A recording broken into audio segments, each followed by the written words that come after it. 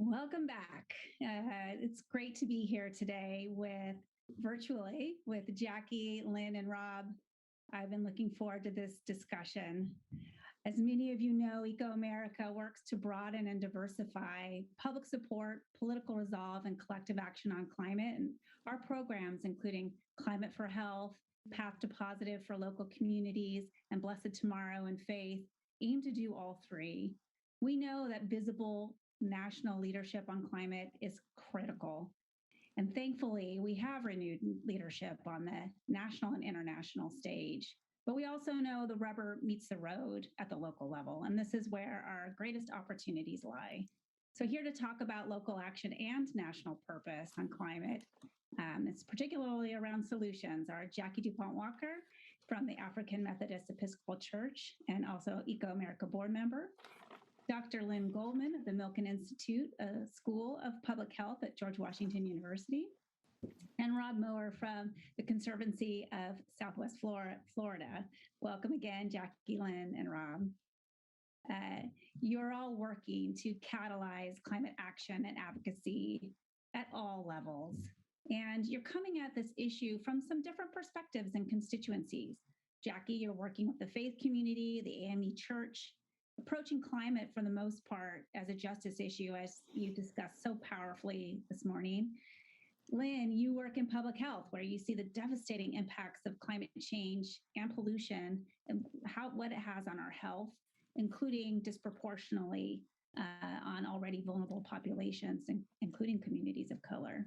And Rob, in an area, and you work in an area of your state and our country that is mostly politically conservative, and you're normalizing climate conversation and action and making progress on solutions. So well done.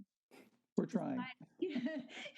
Well, and despite some differences, you do have all one thing in common, which is you're taking a people-centric approach to climate. In other words, you're making the issue of climate change more personally relevant to those that you serve. And so ecoAmerica is just so grateful to be working with all of you and collaborating with all of you. So let's hear more about your work. And perhaps let's start with Lynn. Talk to us about what you're doing in the health community on climate change. I think you're doing quite a bit. So for everyone who's listening's sake, I think if we had 5 hours, it wouldn't be enough to give Lynn to talk about all she's doing. But please, Lynn, try to share your top line of the work you're doing with the health community.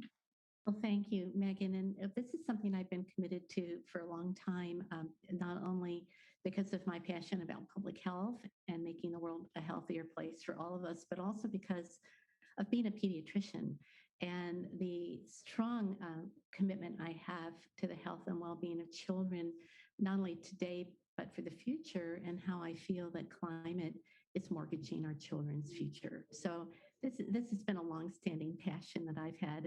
And I've lived through the whole era when people used to actually argue about what should we be doing? Should we be mitigating climate, reducing the emissions, or should we be, adapting? And what we know now is that we need to do both things, and that often we can do both things at the same time. And I think that that's where I really want to focus my work.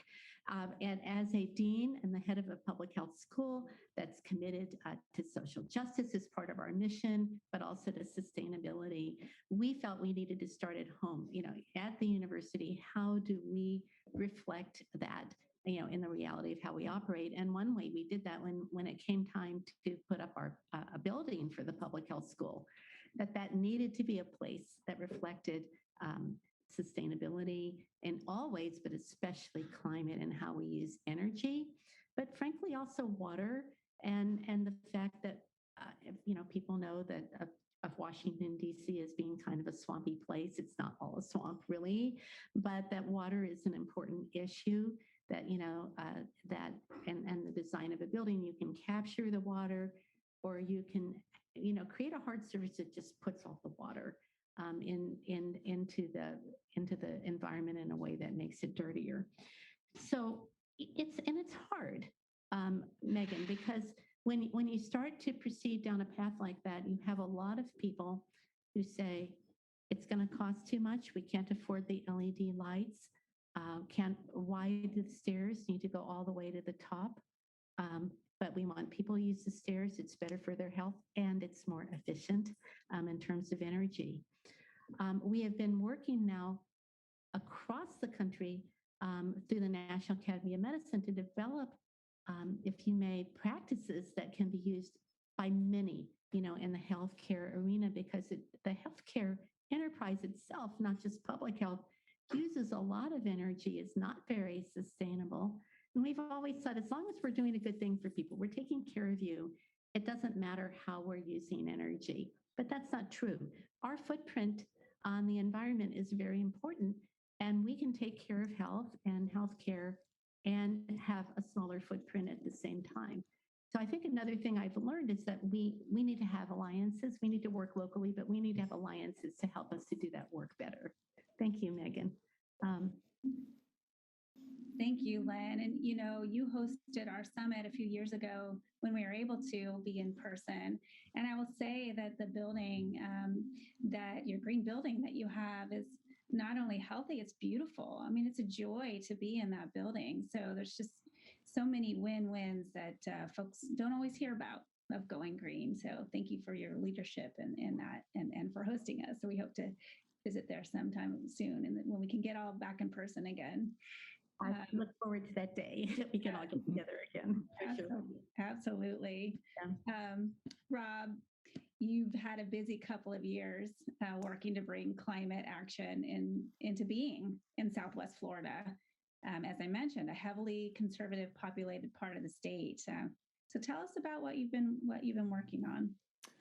Well, you challenged us to say inspiring stories and practical guidance, Meighen, so I'll try and keep those in mind in these comments. So my inspiring story is it all started with a sea turtle hatchling. Why? Because I saw a picture. And it basically said this: what's going to happen when this sea turtle hatchling returns in 25 years and the beach from which it originated from is no longer there? This really struck me because we have a sea turtle research monitoring program that we've been running for 30 years. In fact, it's one of the longest running monitoring programs in the country. And I'm thinking, so 30 years of effort could just go out the window because there could be no home for these sea turtle hatchlings to crawl up onto if sea level rise just continues because of climate change. So those are the sorts of moments that sort of really grab you when you think you're working for a conservation organization. And of course, like all nonprofit leaders, your plate is full, right? There's never room to take on another thing. But how do you take on the challenge of climate change? We're a regional conservation organization, but a few things connected the dots for us and inspired us to really get involved in this space, which we had historically not been involved. And one of them was the sea turtles, and another one was invasive species. I'm sure all of you have read National Geographic or watched Discovery Channel. We have a big problem with invasive species in Florida. And guess what invasive species love more than almost anything else? Hot weather. And guess what? We're getting a lot more longer and hotter years, as you all know. And we have a research program to eliminate and remove humanely Burmese pythons. Burmese pythons are literally eating their way through the Everglades, eating everything in their path. And so, again, there's another climate connection. And then the third huge connection for us was Hurricane Irma. Southwest Florida took Hurricane Irma right on the chin, Category 3/4 storm, direct hit. And we'd been through a lot of hurricanes before, but what was remarkable about Irma, as we continue to see over and over again, was the unexpected rapid intensification of the storm beyond anyone's expectations. We dodged a bullet. We got hit hard, but we were supposed to get a 15-foot storm surge right through Naples. At the last minute, the storm wobbled off about 2 miles. Had it kept its track, Naples, Florida would have been out of business for 2 years, basically. Think of every nonprofit, every hospital, every business. And that was the linchpin of this for us, is that we have to stop thinking about climate change as an environmental issue and all the divisions that creates with a conservative community, and we had to start talking about it as a community issue. This is about the survivability, the well-being, and future of our community. So what we did is, instead of going it alone, we reached out to the 2 community foundations that work in our region, Meighen, and we said, we need to position this as a community issue. This is about health. This is about economic well-being. This is about the future viability for our kids. If they're going to inherit our house, is that house going to be a viable asset for them to live in 25 and 35 years? And so those were all the series of events and pivots that really got us active into the space as a regional conservation organization. And I'm really happy to say that ecoAmerica provided some invaluable guidance and support, because we didn't want to reinvent the wheel. Like some of you that have been in this space for many years, we were sort of new into the space of climate change and climate policy. But we're catching up and we're learning from our peers. And I will say, just to end on this note of how do we work in a very conservative area, we were very fortunate to have Congressman Francis Rooney represent this district for 4 years. Some of you may remember he was one of the few Republicans talking science and climate change in panel hearings and science hearings in Washington, D.C., and he came from our district. So having a powerful Republican who believed in climate change was an immense boost at the time we were launching our effort. And now you start to see the Florida State Legislature, which understands that in order to keep the Republican majorities that they enjoy today, young Republicans believe that climate change is an issue that requires action. And so that's what I hold on to, is that we need to talk community, not just environment, and we need to engage and address the language of conservatives, but we can do that in a smart way without compromising our principles. And so that's sort of some of the principles we've been trying to follow. Absolutely, Rob. Leadership matters so much. And we had the privilege of working with you on some research too, that showed that so many of the folks in your community were concerned about climate.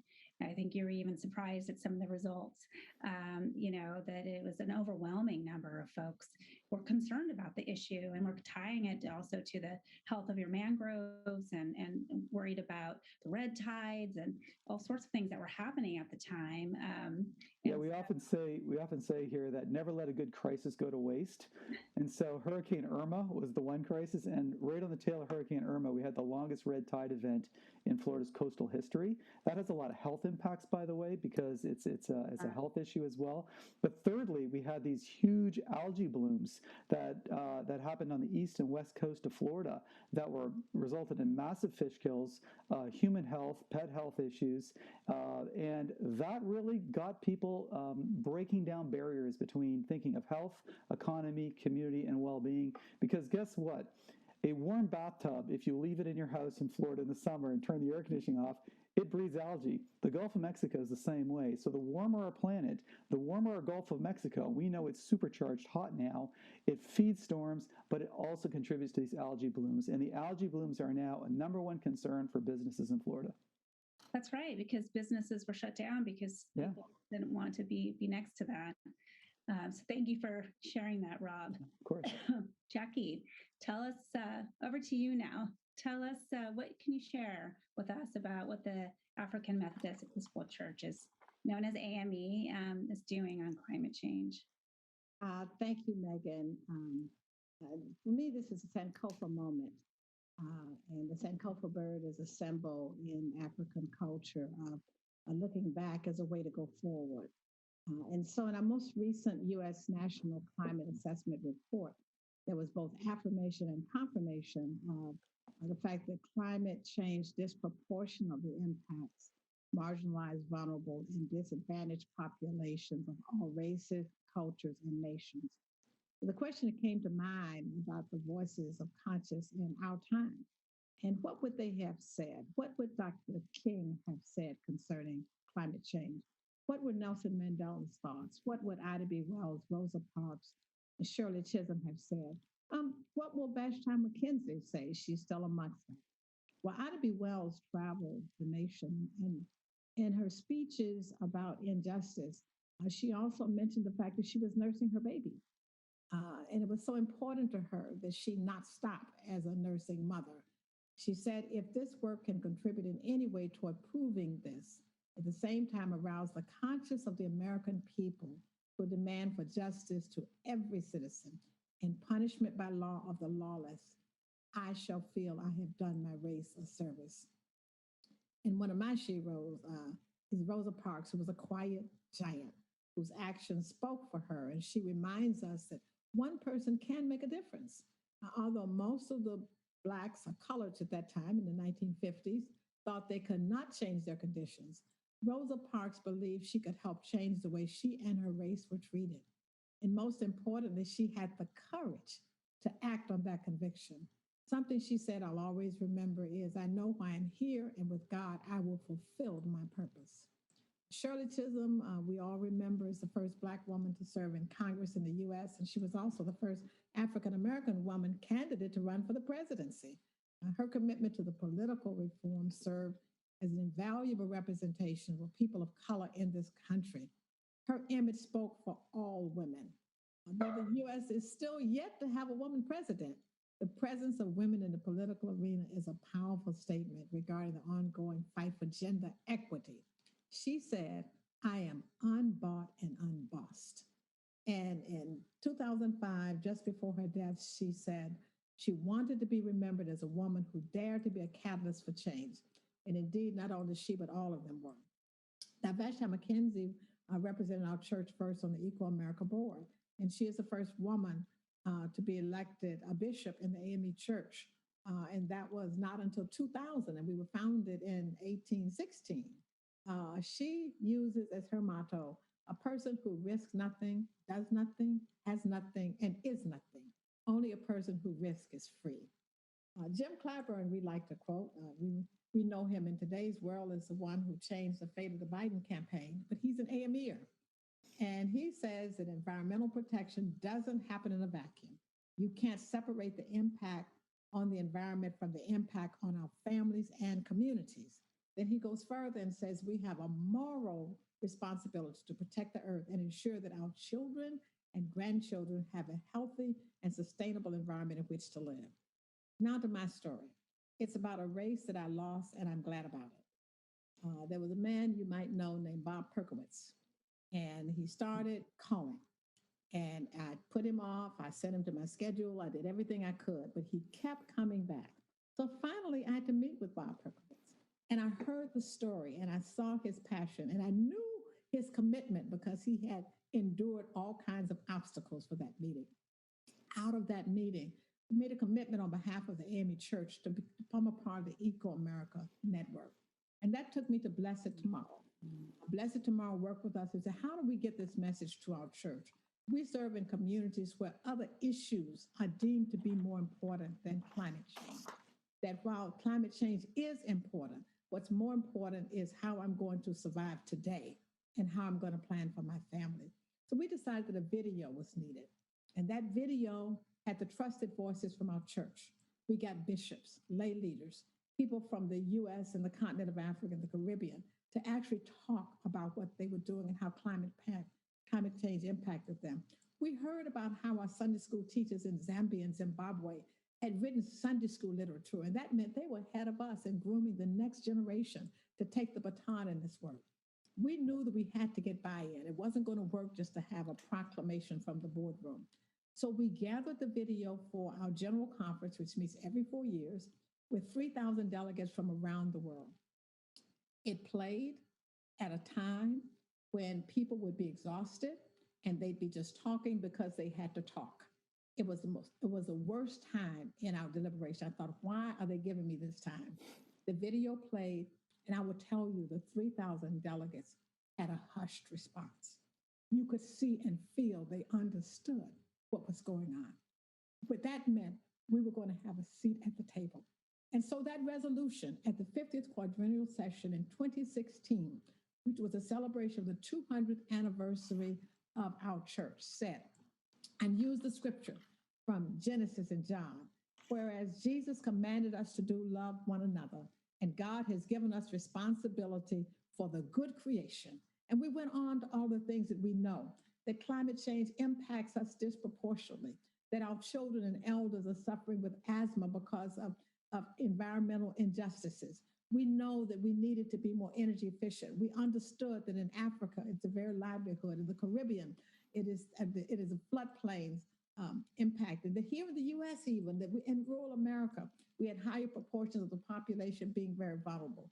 We knew that something had to be done, and so we vowed that we would be a part of this movement, that we would make sure there was literacy about the environmental movement in our congregations and wherever we are. Now, this Social Action Commission that I have the opportunity to be the leader of calls out issues and concerns. Then we try to help the local congregations or regional bodies that we call presiding elder districts and Episcopal districts to serve and to find ways to do ministry. Our International Health Commission has taken this on. They have developed guidelines, they have monthly meetings, they invite local health commissions and practitioners to come, and they absolutely help develop toolkits. They develop videos, they develop lessons that people can use in dealing with climate change and telling that story in all kinds of ways. And in fact, it's now translated into all of the languages that our publications are. In the cold climate areas, they're doing the work to help churches and people's homes become more energy efficient and be better stewards, we like to say, of our treasures, our time, and our talents. That action is taking place. In the warmer climates, we're looking at the impact and how we can actually work in tandem with other faith groups. The Social Action Commission is supporting and introducing and critiquing public policy. And whenever we hear there is legislation, we try to get involved and encourage our congregations in those areas to be involved. What is hot right now is electrification. That is a major agenda in most urban areas, and affordable access to charging stations, especially in public spaces. In many of our communities, that is an issue. And so the public utility requirements are very important to us as we serve in low wealth communities, and many of our churches are there. Our Christian education department has developed curricula, and they're teaching us how to do the elevator pitches. And that's very important. How do you have that very quick statement to get attention? And this is a part of empowering our communities. On the public policy arena, we are proud to say there were 5. We just lost Congressman Alcee Hastings, but 4 congresspersons who we stay in tune with. I quoted one, Jim Clyburn. We also have Gregory Meeks, Terry Sewell, and Val Demings. We stay in contact with them. And there are 27 self-identified self-legislators and countless other local officials, plus commissioners, judges, and others who help to shape policy. What's important for us is that ministry is local, and that's where it has impact. And we try to get that word out. And more than anything else, they look to our international body to have a statement that is actionable. So this is what we say: increasing climate ambitions while managing COVID-19 pandemic and other plagues and isms is a challenge to all countries. Here in the U.S., one more time, equity must be our priority. PPE disposal is being discussed with vibrancy, yet no imminent solution to longstanding challenges are on the horizon. It is time for us to insist that the residuals of human discarding, that means loss of livelihood, loss of living space, loss of life, and loss of hope, saving the planet must be directly tied to how we save our people. And we are proud and will challenge and be a part of this movement called ecoAmerica that can be the hope peddler because it has messages that bind us all together. So we look and remember that civil rights and thriving economy can coexist. Discrimination and just transition are not compatible. Discrimination is a form of racism. And help me in reminding the National Council of Churches that in 2018, they got it right. Yes, tell the National Council Chair, John Dorhauer of the United Church of Christ, and his director, Jim Winkler, that they must stay the course and end racism now. Anti-racism and democracy must coexist. We agree, most folks say. So what is the dilemma? Our priority must be clear. Our past tells us that equity must be the order of the day, yes, first. And we know that when we clear the air of racism, the earth will breathe. Finally, the AME Church's legacy must be real, authentic, and credible. In this Sankofa moment, we remember when it was said by our predecessors, working with the poor and disenfranchised is not an addendum to an already crowded agenda. It must be the very essence of who we are and what we must be about. And on our watch, so it is. And so it will be. And so it will be. Jackie, no stone left unturned. I know you're involved in so many different issues, and the way you're bringing them together in purpose is amazing, and so much for us to learn from. So thank you. Thank you for your leadership. Thank you for sharing that. We're going to go now to Q&A. Remember, all of you who are listening, be sure to use the Action Center to submit or vote up questions for our speakers so I can ask them live on air here. And hopefully we'll have time to answer all of them. So I have one question I'm going to ask first, which is kind of a multi-question. You guys all kind of hinted at this, but I want to ask you, what hurdles have you encountered in your work? What have you done to address them? What guidance do you have for attendees who face similar hurdles? We know that our paths are not necessarily linear on this issue, and it's not 0 to 60 in 5 seconds, right? So, Rob, maybe we'll start with you. What are some of the hurdles you faced? Well, we launched our initiative on March 20th of last year. Need I say more? The entire region shut down, of course, about 2 days later because of COVID. And so we had this kickoff meeting scheduled with about 60 key stakeholders. And we really try to be careful on that stakeholder engagement. We Southwest Florida has a terrible history of failure at regional initiatives. We have these, we're not anchored by one large city. It's not like there's Miami and everything else around it. We have some of the poorest communities in the United States juxtaposed against some of the wealthiest, Immokalee versus Naples. You have Lehigh Acres versus Fort Myers. And so we tried to get a diverse representation to come to the meeting. And building trust early on was really important, but COVID really sort of stopped us in our tracks for about 2 months. But then the great pivot happened. Innovative thinkers don't let obstacles stop them. And our team basically decided to just move forward, pivot, go online. And so we did a lot of our education engagement online. Another huge accomplishment, despite the very conservative area that we're in, is we supported the university down here in developing the Southwest Florida Resiliency Compact. No one thought it was going to be possible. I can tell you a month ago, 2 of the biggest counties were on the sidelines and were not going to sign on. As of today, all 14 are signed on. And it's an immense, sort of sense that where your thoughts are, there you shall be also. So if you're sort of committed to the outcome, you just don't accept that you're not going to succeed in this. And the team believed in that, and we supported the team at FGCU, the regional university, and they got this done last week. They got the last holdout county, Collier County, to sign on to agreeing to work together. I mean, it's a first step. It's not a revolutionary step to address injustices, inequalities, or all the environmental stewardship work that we need to do. But it's a beginning, right? It's a platform. It's a place where we begin. So I think COVID and getting everyone mobilized during COVID, for us, since we were just starting out in the last year publicly, was singularly the largest obstacle that we faced. Money's always the second one, but we can overcome that. Absolutely. Lynn, how about you? What obstacles have you faced? I think one of the major obstacles that I have seen is that of lack of empowerment, that moving people from talk to action and making it meaningful to take action within their community, whether that community is your local community or your community of hospitals or whatever your community is, that you can make a difference. And because it's such an enormous problem and it requires the effort of so many people.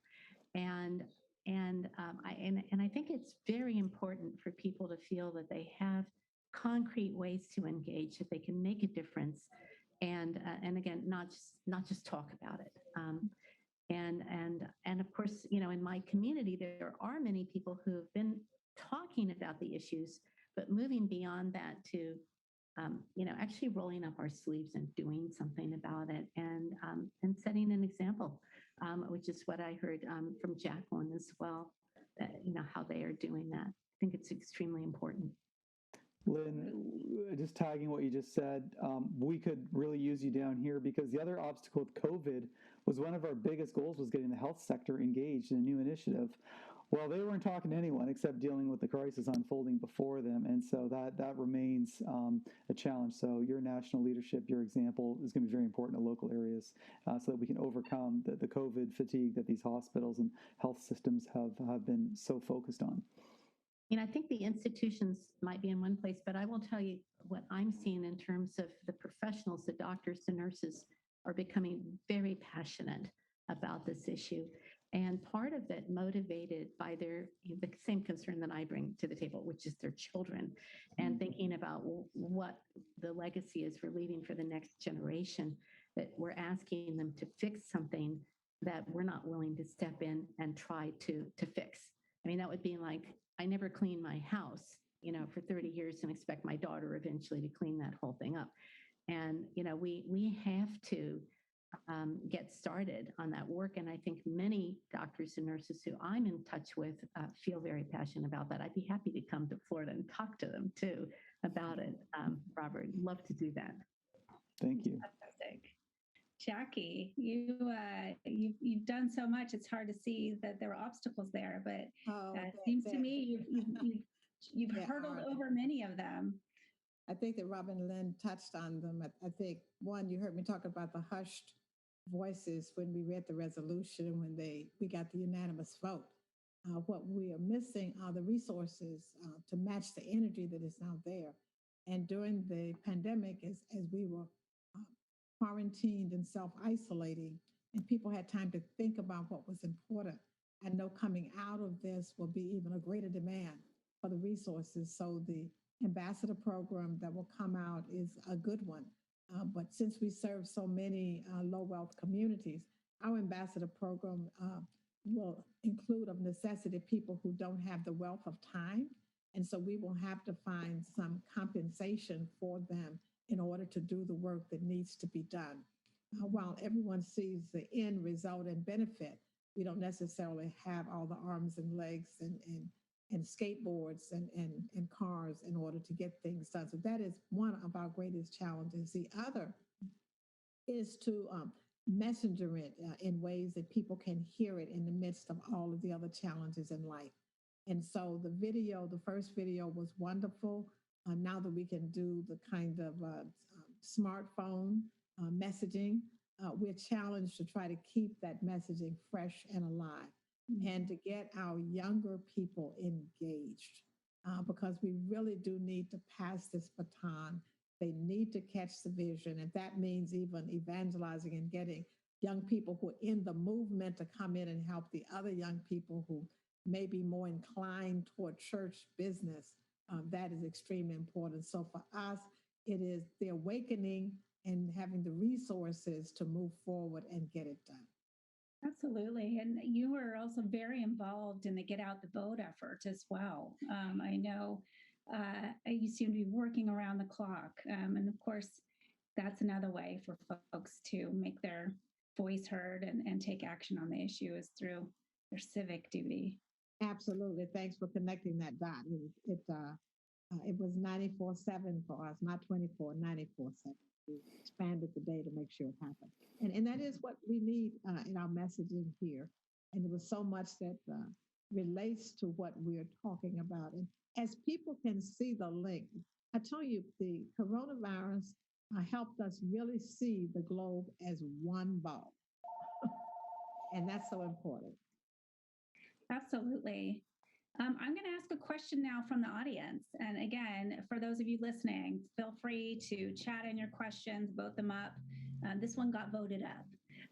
Jackie, Lynn, Rob, you're respectively in health, faith, and communities, but how can you, from your different places, actually coalesce and work across sectors for local climate action? I think we've already started to have some ideas with Rob inviting Lynn to come down and speak.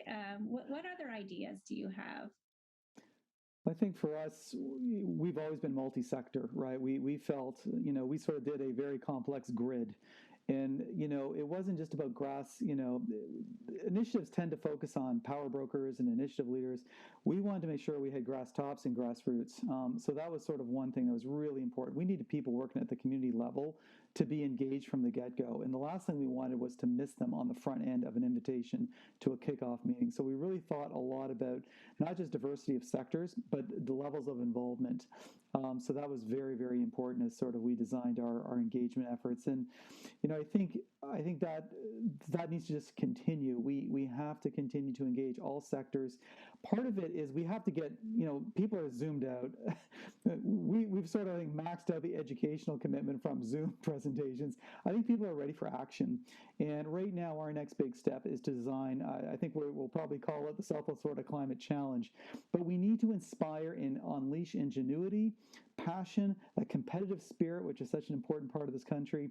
And we need to get people being innovative and thinking and doing and letting other people see and then celebrate those successes. And so, we can solve some of these really thorny issues with a lot of ingenuity. We saw it during COVID. People were making respirators and turning them out, not out of multi-billion-dollar companies, but out of very small factories, just with innovation and ingenuity. So I think for us, that's going to be the next big play, is we need to get people from different sectors to use the language that attracts each sector, but bring them together for action focused, where they can celebrate.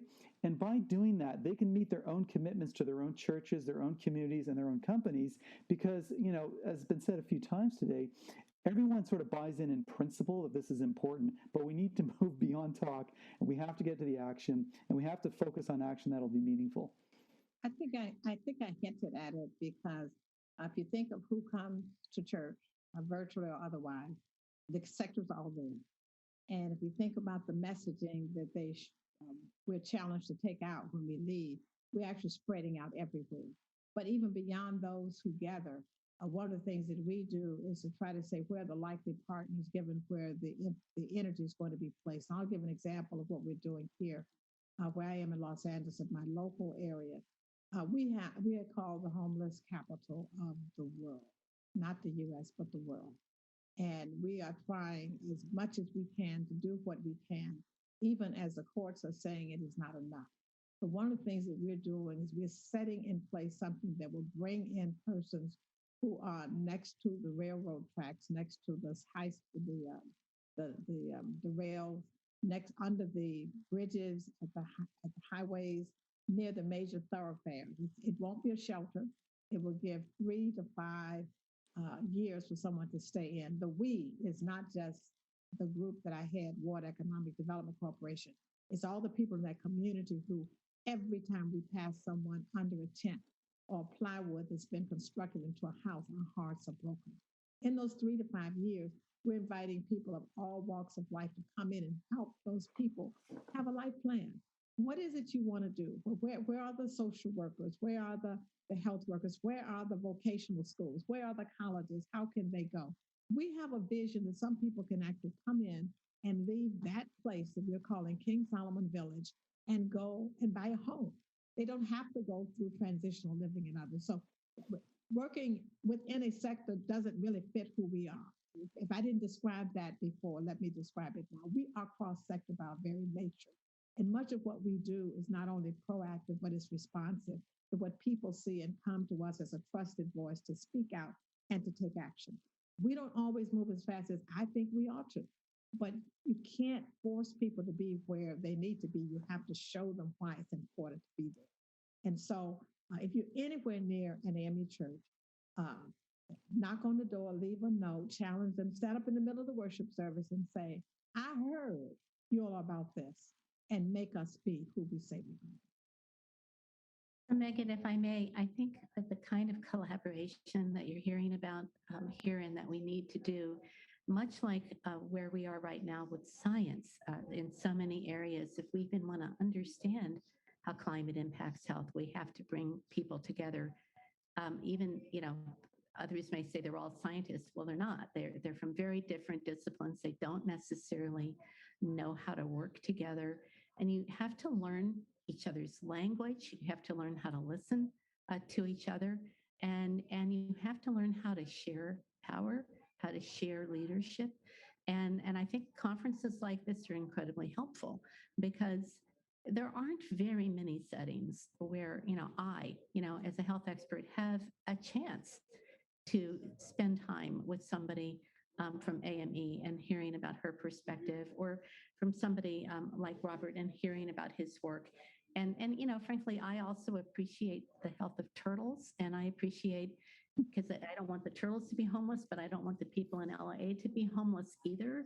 But to think about the different organizations that are working in this area, how could we be collaborating in a way that is more powerful than what we can do individually? Meetings just like this, I think, are incredibly important, even to just begin that process by being able to understand each other's language. Well, and a common thread that I'm hearing from you is that you're not waiting for other people to bring you opportunities. You're actually creating them yourselves. And I think so often folks say, what do I do? What do I do? And they're looking for someone to kind of hand them an opportunity to engage. And the reality is there's so much we can do just ourselves. And we have, as I said earlier, we all have more power than we think, And so it's like the adage, if you see something, say something. It's like, if you see something, do something, right? You can do something, even on your block, in your neighborhood, no matter where you live. And just as long as it's authentic to where you are and the community you live in, it just creates that energy that more people want to be part of. All right. One thing I was going to add, Meighen, is just on that point would be, look, COVID has been an incredibly disruptor event. That's sort of, we call these events, where there's tsunami, hurricanes, these are disrupting events. And the opportunity here, I really think, and I see it at the local level, is that everyone knows we're not going back to the old way. That's gone. The question is, what are we going to emerge into as we emerge out of this? And that's the opportunity. I mean, just think, the number one contributor to climate change in Southwest Florida is the transportation sector. We have knocked back those greenhouse gas emissions dramatically just by staying at home and not getting our cars and driving every day. And we're also not clogging up the roads. Less pedestrians are being hit in car accidents, and less cyclists are being driven off the road. So, if we look at this disruptive event as an opportunity event combined with the other forces happening in our country right now, there could be new models that would be much more sustainable models, much more equitable models. And I think that's what we have to drive towards. Yeah, it's interesting because when Clarence Anthony was speaking earlier, he's saying that mayors show their priorities with budgets, right? And so there's so much we can be doing. We can learn from this COVID event, like you said, that we marshal resources in a lot of different directions. And so how do we even work at the hyper-local, level to have our mayors even show their priorities with the budgets. And certainly speaking of money, both, you've all talked about, how the lack of resources have been a hurdle for you in one way or another.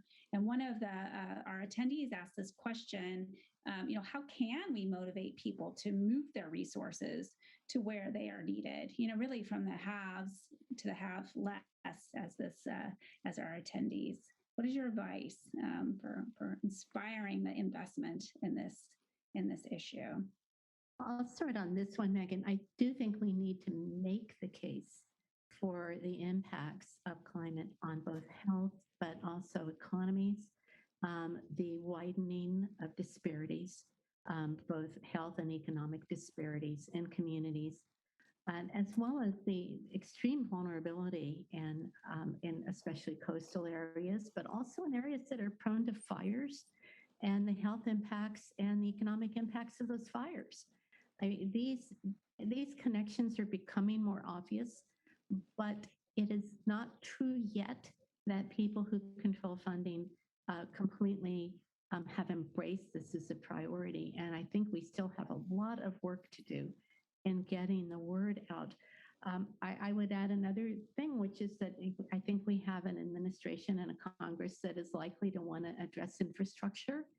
And I'm not at all actually optimistic that necessarily the lessons have been learned about, abandoning some of the old ways of doing things that have been destructive to the environment, destructive to health.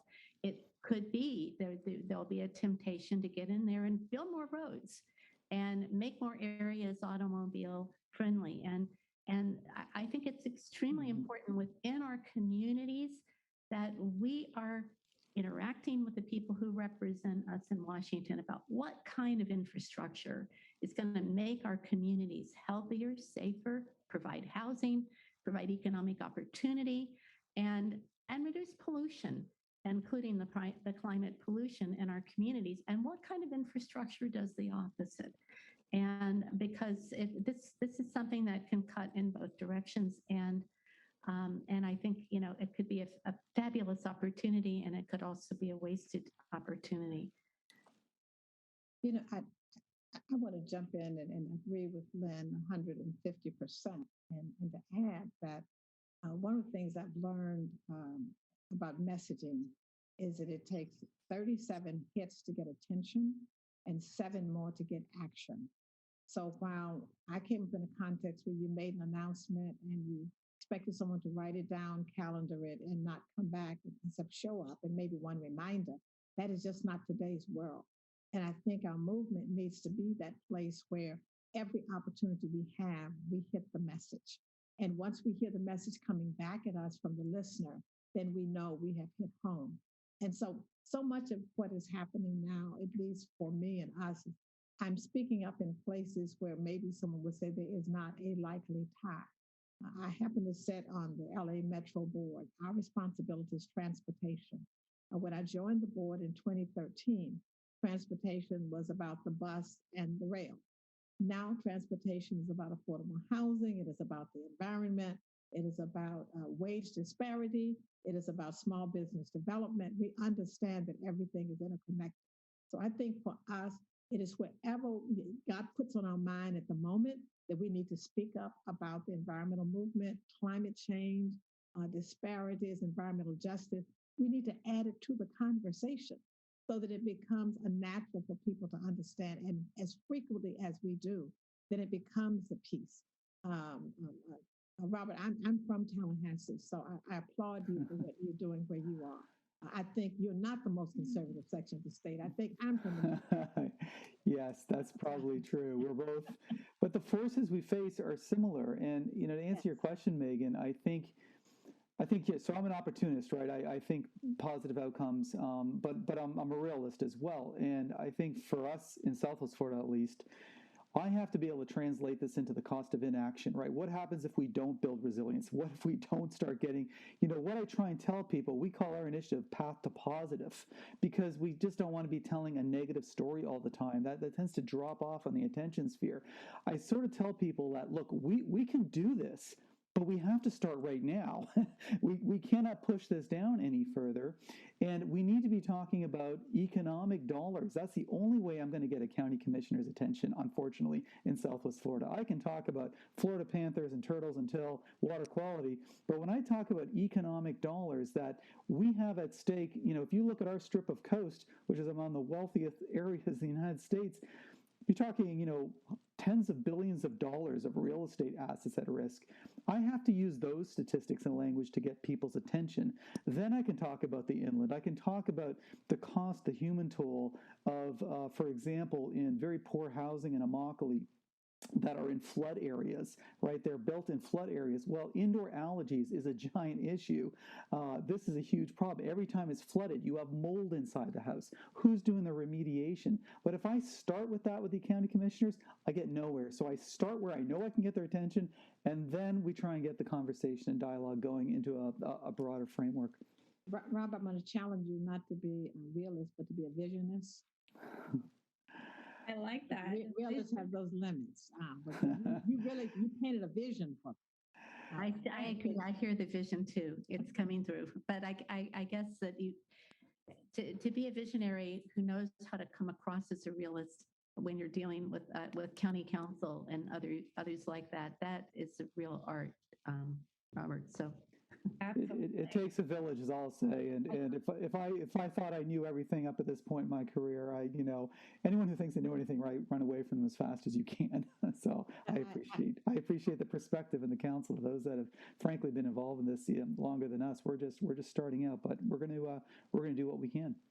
Yeah, I just found a number of times when I'm in a space where I know there's not a lot of agreement or maybe no agreement that I suspect. And I tell a story that's put on my heart and in my spirit. It has never failed to find one person who can be converted to it because it triggers something in their life. And we don't know where someone sits and how we face them and the hats we think they wear is really not the whole person. Mm-hmm. So I think for the person who asked that question, always seize that moment because you never know where the ally is waiting, where you will touch the nerve, where you will touch the memory, and you will have an ally to the message you're trying to convey. Wow. So we've got passion, we've got vision, we have tenacity. I mean, it takes tenacity to work on this issue. As Jackie said, if someone doesn't respond to you the first time, keep trying. Make sure you are being the one to help people show up. If you are as passionate about this issue as I know you all are because you're here, it's really finding that energy, finding that positive energy to keep it going. Rob, there's a lot of questions coming in from folks who want to know what conservatives think about various bills and Green New Deals, but I'm not sure I'm going to put you on the spot on that unless you want to talk about it. But well, I can give a quick blush of how we deal with the Florida legislature and bills coming through. I mean, I think there's a big pushback.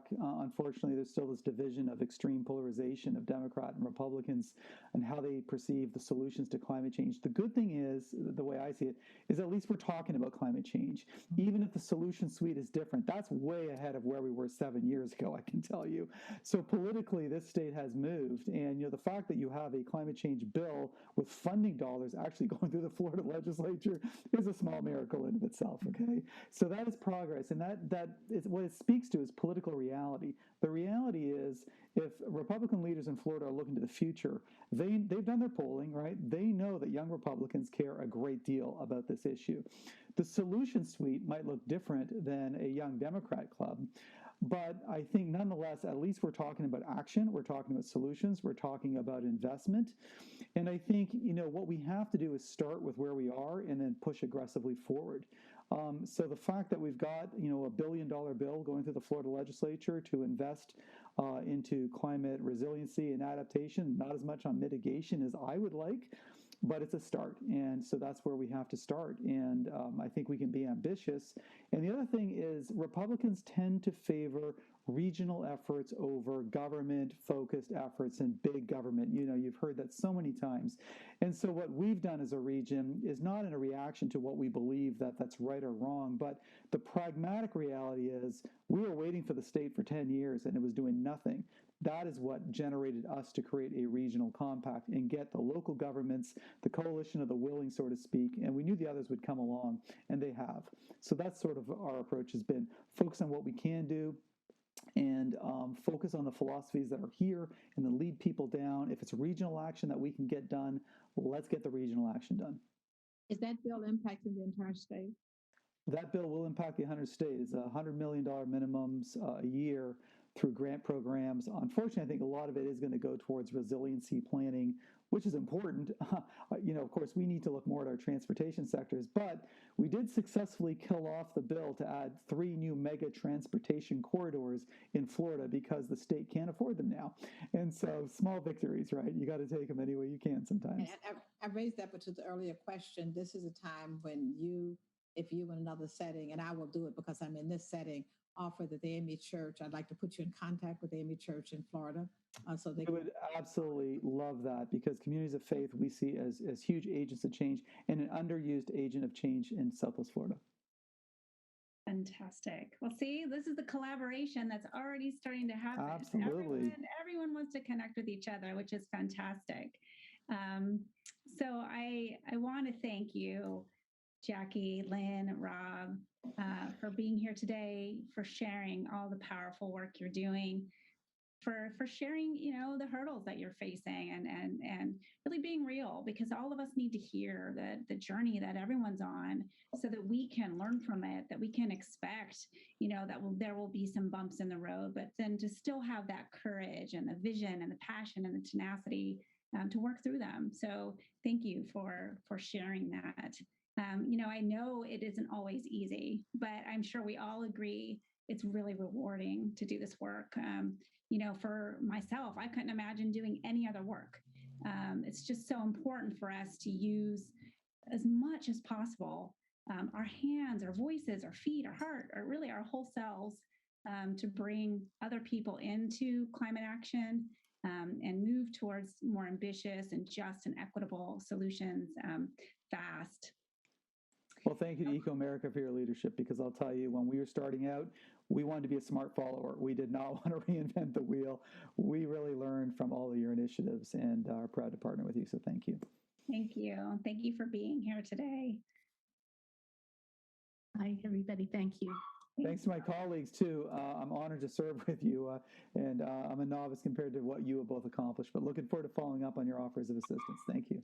Today is no accident. We've come together for a reason. We want ultimately and inextricably be bound going forward. Absolutely. Thank you. You are incredibly eloquent, Jackie and Lynn. Thank you. And I as well admire both of you, your courage, and especially Meighen used the word, but I think you illustrated. Thank you very much.